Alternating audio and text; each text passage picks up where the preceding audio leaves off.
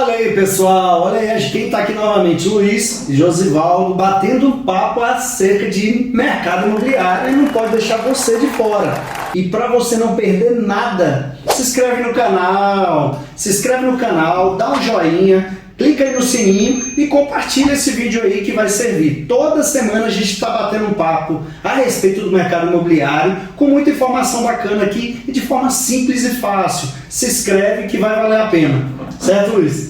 Certo, Josivaldo, é isso aí.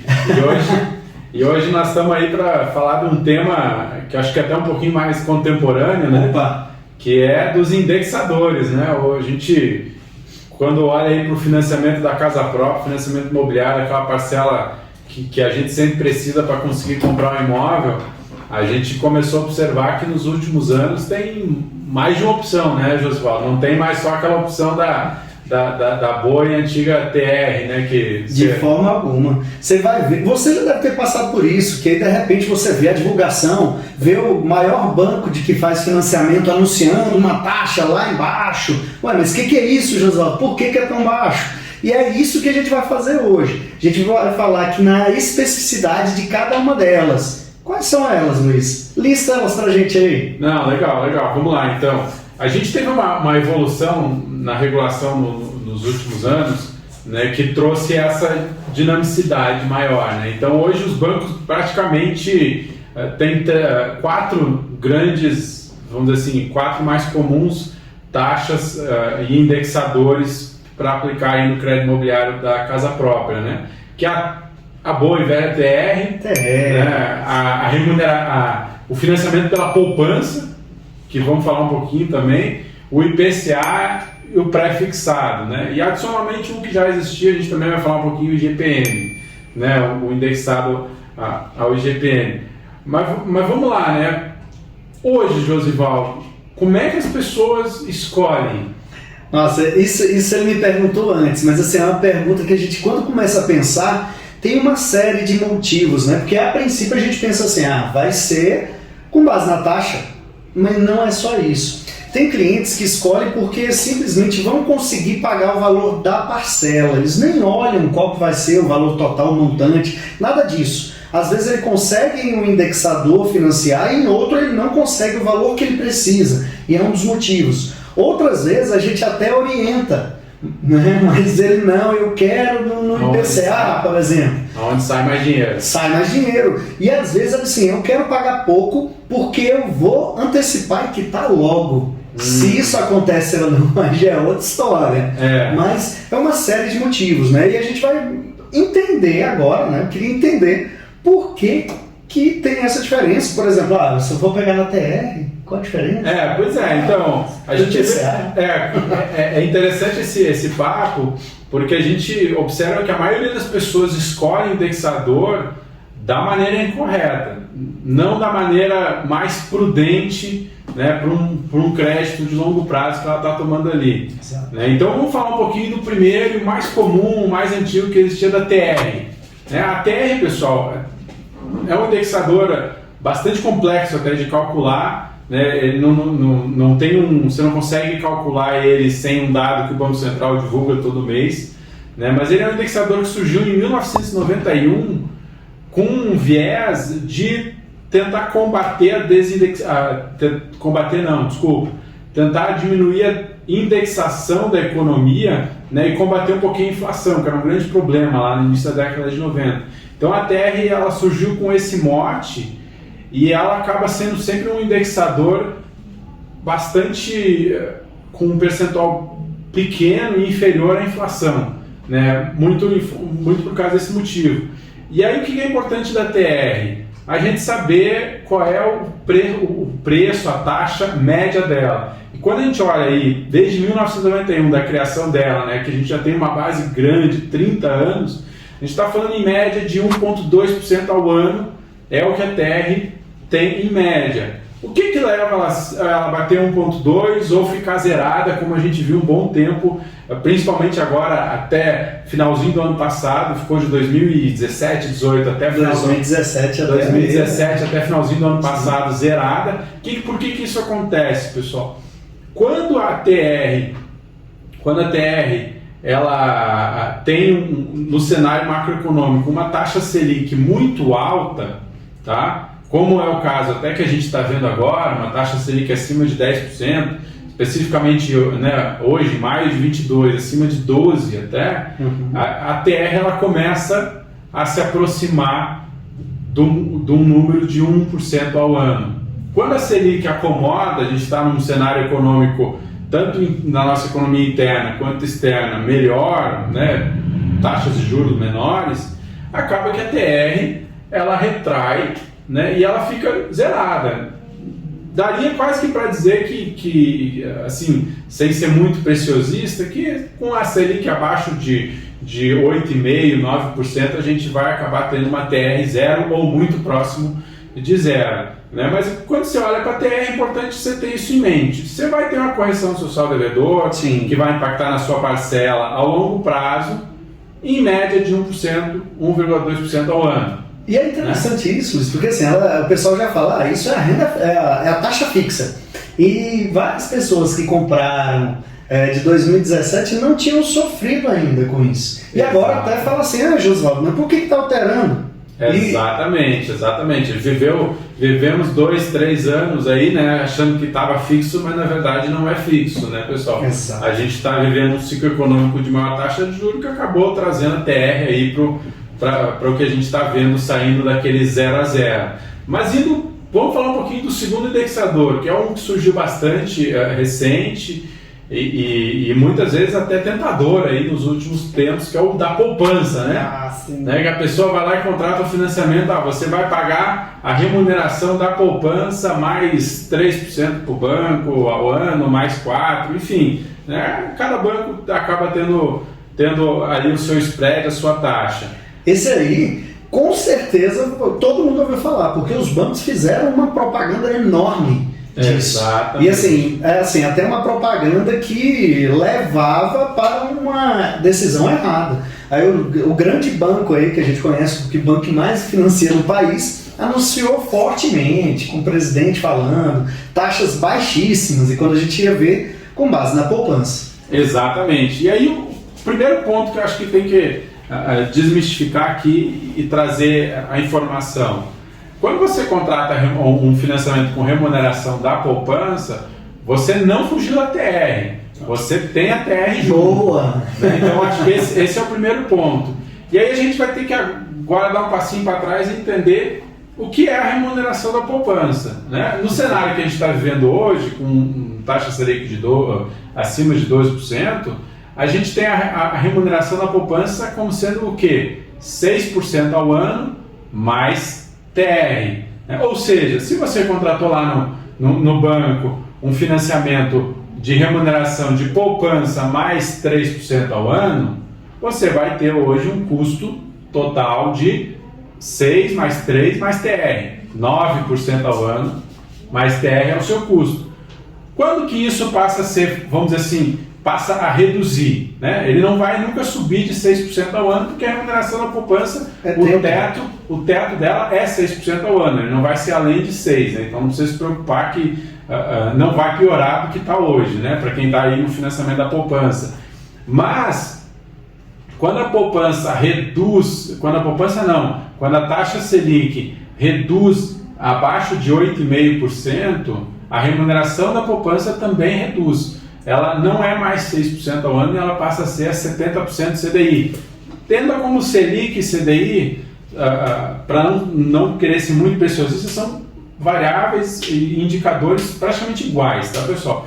Então, quando a gente tem a taxa Selic abaixo de 8,5%, a remuneração da poupança começa a cair. Aí aquele cidadão que contratou o financiamento com poupança mais taxa de juro começa a ficar feliz porque vai ver que a sua taxa, né, e o seu custo vai começar a reduzir, né? A exemplo da gente pegar aí mais ou menos um ano atrás, que a gente teve aí a Selic na casa dos 2% ao ano, você tinha esse financiamento 2% ao ano, era a taxa Selic, se a remuneração da poupança estava o quê? 1,4%. Né? Então, esse cidadão estava pagando 1,4% de poupança, mais os 3% do banco, digamos que ele contratou com 3%. Né? Então, ele já estava com um custo de 4,4%. Mas pense o susto que ele tomou se não tomou a decisão observando tudo que poderia acontecer. Ele está vendo a sua taxa de um ano atrás e o seu custo de 4,4% subir para 9% mais TR, né? Então é importante entender que essa poupança, os pontos, né? Entender quando a gente avalia o financiamento pela poupança, entender como remunera a poupança e ter a clareza que você não está fugindo da TR, tá, pessoal? Acho que isso é importante. E o terceiro, Josivaldo, também bastante comum, e aí eu acho que, pelo menos assim, né, na minha visão, é um dos mais sensíveis, é o IPCA, né, que também começou a ser bastante utilizado, né, pelo mercado, que é quando você vai lá, vai contratar um financiamento, e aí você vai comprar sua casa própria financiando a uma taxa de, sei lá, 5% ao ano, mais o IPCA, tá, pessoal? E aí aqui mora um grande problema, né? Porque o IPCA é uma variável bem mais instável do que a TR. Exatamente. Né? A gente tem uma média dela, né? Se a gente fizer a mesma visão que a gente fez da TR e olhar para trás aí desde o início do Plano Real, que a gente vive, né, um ciclo econômico de uma inflação relativamente mais estável, obviamente com alguns altos e baixos, mas se a gente olhar nesse período, a gente tem um IPCA médio de 6% ao ano, tá? 6,2% especificamente. Mas a gente, quando olha para a informação mais recente, mês passado, abril de 2022, a gente vê um IPCA nos últimos 12 meses de acima de 12% ao ano, né? Aumentou 10 vezes seguidas e ainda no último momento ele aumentou 1 ponto percentual. Então é assustador para quem fez esse indexador. Exatamente, é bem acelerado. Então, pensa lá, se você contratou um financiamento com IPCA mais 5% ao ano de taxa, significa, pessoal, que nos últimos 12 meses você está tendo um custo de 17%. Né? Significa que se você pegou lá 100 mil reais, você está tendo 17 mil reais só de custo financeiro, juro e o indexador, tá, pessoal? Então o IPCA, a dica é, não somos contra, você quer avaliar, pode avaliar, né? Depois a gente vai trazer dicas mais ricas, mas é importante você considerar o nosso IPCA médio da nossa economia, né, que é girando na casa de 6%, e você está com o estômago preparado que você está contratando 20 anos de crédito, 30 anos, e você vai tomar um susto de um ano ser 10% IPCA, 12%, talvez até mais, que infelizmente é o que a gente está até vendo 2021, 2022 agora, essa pressão inflacionária aí por N motivos, né? E assim, quando você contrata, aquela decisão ali, ela teve algum motivo, né? Eu tenho alguns clientes que contrataram e falaram, Josivaldo, eu vou contratar sim e eu vou quitar o mais rápido possível, vou contratar. Aqui teve clientes que contrataram com 15 anos, para pagar em 15 anos, e falam, não, vou pagar antes, então não tenho preocupação.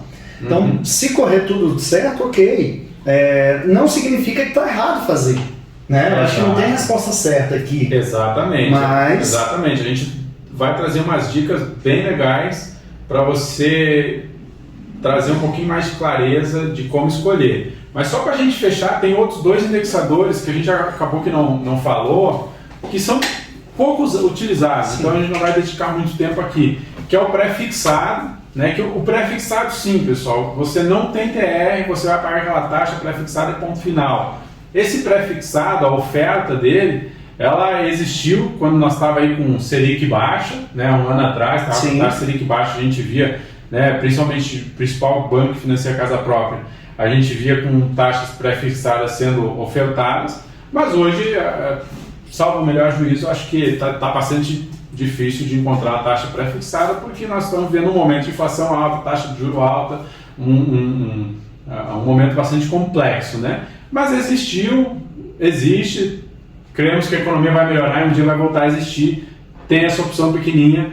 E por último, a gente também tem o financiamento atrelado ao IGPM, né? O IGPM é um indexador que é muito conhecido como indexador do aluguel. Sim. Né? Muito conhecido pelo indexador do aluguel, ele tem uma influência muito grande do dólar, né? Perfeito.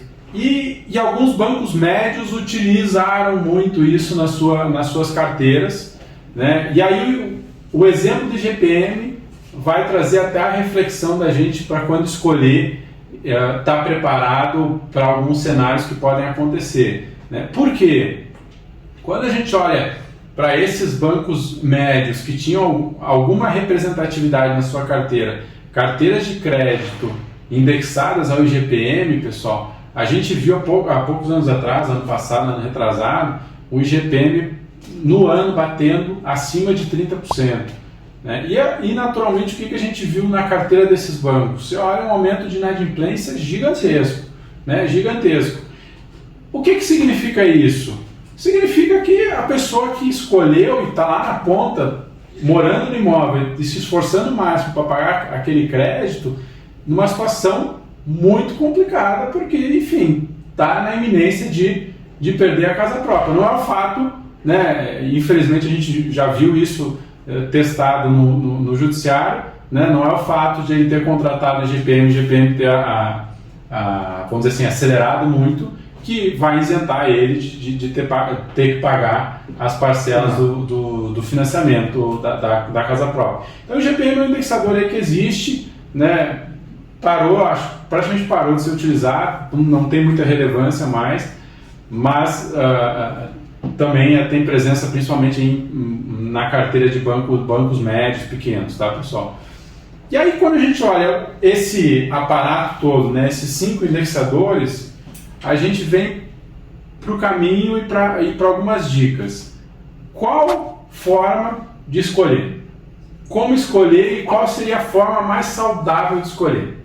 Né? A primeira dica que a gente tem que entender aqui, pessoal, é quando a gente precisa de um crédito e um crédito de longo prazo, que é o caso do financiamento da casa própria. Sim, até 35 anos. Até 35 anos, exatamente.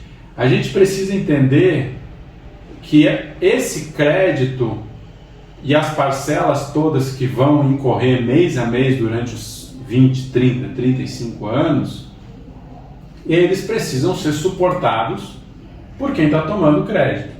E como que você suporta e como você paga uma parcela? Com a sua renda, né? Isso é óbvio, né? Mas acho que é importante a gente trazer essa reflexão aqui, né? Você paga com a sua renda, mensal, a parcela da casa própria. Por que a gente está falando isso, pessoal?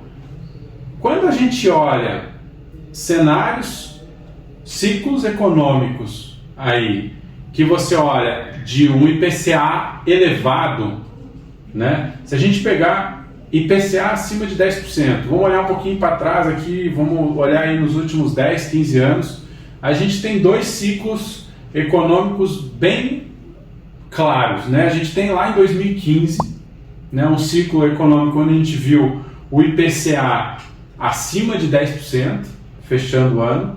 E o que aconteceu lá em 2015? Com o IPCA 10,67, fechou, né, em 2015. O que aconteceu? A economia caiu. Se a economia caiu, pessoal, você acha que a sua renda corrigiu 10% no ano? Com certeza não. Infelizmente não. Infelizmente, quando o IPCA sobe muito, em geral, a renda do trabalhador, né, a sua renda mensal, ela não sobe na mesma velocidade. Ela até vai corrigir em algum momento, né, mas quando a economia voltar a crescer e se estabilizar, né? O mesmo ciclo a gente está vendo agora, né, especificamente agora, 2022, a gente vê um IPCA de novo acima da casa de 10% e a gente vê de novo a economia andando de lado, né? Agora não caindo, né, mas andando de lado. Ou seja, se a gente olhar esses 2 ciclos nesse intervalo de 10 anos, são 2 momentos que aquele trabalhador que tinha sua renda ia ver o quê? Ia ver a sua parcela crescer 10% e a sua renda, que tinha que suportar a parcela mensal, andando de lado ou muitas vezes até caindo, porque infelizmente nesses períodos você tem o maior risco de ficar desempregado, de perder a renda. Sim. E você não tem opção. Você ficou desempregado, está empregado, desempregado. Se você tem o financiamento da casa própria, você vai ter que seguir honrando as parcelas, né? É quase que aquela coisa assim, você vai ter que se virar, né? E quando você olha esse exemplo que o Luiz está dando aí, você vê que é um espaço de tempo totalmente comum quando a gente está falando de casa própria. Exato. Se lá atrás tivesse o IPCA, o que não teria acontecido com essas pessoas aí? Olha só, Exatamente. Dois pontos comuns, né? Exatamente. Você ia ver um problema de inadimplência muito grande, né? Que infelizmente é a família lá que não está conseguindo fazer que a sua renda comporte a parcela. Então, quando a gente olha e pensa em escolher o IPCA, é importante ter isso em mente. Importante ter isso em mente que você vai, ao longo dos próximos 20, 30 anos do prazo de financiamento, enfrentar alguns ciclos econômicos que não são positivos. E, infelizmente, nesses ciclos econômicos não positivos, é comum o IPCA acelerar. É quase que uma bola de neve, né? Você pensa assim, quando a economia tá vindo ruim, a parcela da casa própria começa a subir, né? É uma sacanagem, mas tem que ter presente isso, pessoal, quando você avalia, né, a contratação pelo IPCA, tá? O mesmo vale para o IGPM, que é muito pouco utilizado, mas a gente até citou o exemplo antes, né? A gente viu o IGPM ali, que tem bastante influência do dólar, e você pensa assim, a sua renda, ela é atrelada ao dólar? Se ela é, beleza, talvez seja um bom indexador. Se não é, pessoal, não faz sentido você correr esse risco, né? Então é importante ter